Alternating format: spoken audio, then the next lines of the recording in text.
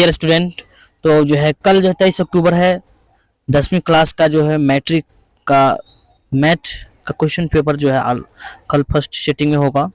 उसका पेपर जो है सॉल्यूशन के साथ में लेकर आया हूँ। जो कल एग्जाम है, आज ही तैयारी कर लीजिए और आसानी से कल जो पेपर आप दे सकते हो। कोई प्रश्न में कोई कोई ऑब्जेक्टिव टाइप का क्वेश्चन में सब्जेक्ट में कोई प्रॉब्लम नहीं होगा। ध्यान से वीडियो देखिएगा लास्ट तक। ओके, तो माय डियर स्टार्ट करने जा रहे हैं मेरे बच्चों, मेरे डियर। देखिए यहाँ पर पहले देख लीजिए, सही से स्पष्ट कर लीजिए का जो प्रश्न सही होगा बिल्कुल राइट होगा। देखिए क्लास जो है 11th मंथली एग्जामिनेशन अक्टूबर का एक जो पेपर है ये ओके कच्चा है। नीचे आप लोग देखिएगा गणित यह है, घंटे का है, सब टोटल स्पष्ट है। नीचे आ जाते हैं हम लोग प्रश्न पर। ओके, देखिए ध्यान से। पहला प्रश्न क्या कह रहा है, देखिए निम्नलिखित में कौन सा भाज्य संख्या है। भाज्य संख्या किसे कहते हैं, तो वैसी संख्या जो स्वयं या एक से विभाज्य हो। यहाँ पर देखिएगा एक 41 है ना, जो स्वयं से और 41 से ही विभाज्य होगा। एक 51 है जो कई संख्या से विभाज्य होगा। 91 है कई संख्या से विभाज्य होगा। 169 भी है जो कई संख्या से विभाज्य होगा। इसलिए हम कह सकते हैं, ठीक है, कि इसमें जो 41 जो है, 41 जो संख्या है यह कौन संख्या है, यह अभाज्य संख्या है। चलते हैं अगला प्रश्न पर। अगला प्रश्न क्या कह रहा है कि यदि एक जो है इसका गुणनखंड 2 के पावर आपको 3 है गुने 3 के पावर 2 है तथा b का जो मान है 2 के पावर 4 गुने 3 के पावर 3 है, तो मौसा आपको ज्ञात करना है। तो मौसा ज्ञात करने के लिए आपको पहले से मालूम है कि उसमें कॉमन होना चाहिए दोनों गुणनखंड में। तो देखिए 2 के पावर इसमें कितना है, 3 है। ओके, और इसमें 2 के पावर कितना है, इसमें 2 के पावर आपको जो है 4 है। तो कॉमन कितना हो गया, 2 के पावर 3। इसमें देखिए इसमें 3 के पावर कितना है, 2 है, ठीक है।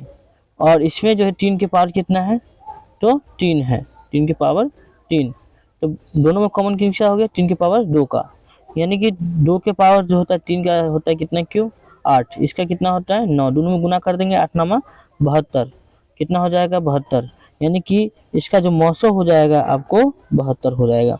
अगला प्रश्न पर चलते हैं। नेक्स्ट प्रश्न कह रहा है कि निम्नलिखित में कौन जो है अपरमेय संख्या है। अपरमेय संख्या आपको जो है बताना होगा। तो अपरमेय संख्या आपको मालूम है कि वैसी संख्या जिसे p/q के रूप में हम नहीं लिख सकते हैं। अब यहाँ पर बारी बारी से देखिएगा 36 परमेय संख्या क्योंकि 6 का स्क्वायर होता है, 4 परमेय संख्या क्योंकि 2 का स्क्वायर है, 1/16 जो है 16 जो है इसे p/q के रूप में लिख सकते हैं क्योंकि दोनों का स्क्वायर होगा। एक का स्क्वायर 1 होता है, 16 का स्क्वायर 4 होता है, 4 चौका 16। अगला जो है 11, ये आपका क्या हो जाएगा, अपरमेय संख्या हो जाएगा √11। चलते हैं नेक्स्ट प्रश्न पर। अगला प्रश्न कह रहा है कि निम्नलिखित में कौन द्विघाती समीकरण है, which of the following in coordinate equation. चलिए, तो यहाँ पर जो प्रश्न कह रहा है उसमें आपको द्विघाती समीकरण आपको खोजना है जिसमें 2 घात हो। देखिए सबसे पहले इसमें 3 घात है, ये तो नहीं हो सकता है।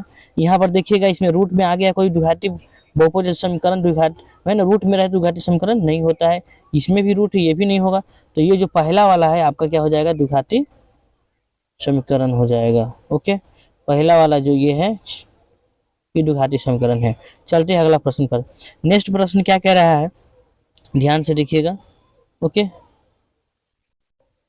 अगला प्रश्न कह रहा है कि यदि है ना, यदि एफ एक्स के जो मान फ्रैक्शन आपको जो दिया हुआ है x² - 2x + 1, तो f0 यदि रहेगा x का वैल्यू, तब x² - 2x + 1 का मान क्या होगा। तो सिंपल है, आपको क्या करना है, जो भी आपको बहुपद है पद है उसको लिख लेना, x² - 2x है + 1, x का वैल्यू इसमें रख देना है, ठीक है। x का स्क्वायर हो जाएगा और -2 माइनस यहाँ 1 के हो जाएगा और प्लस यहाँ पर 1 है।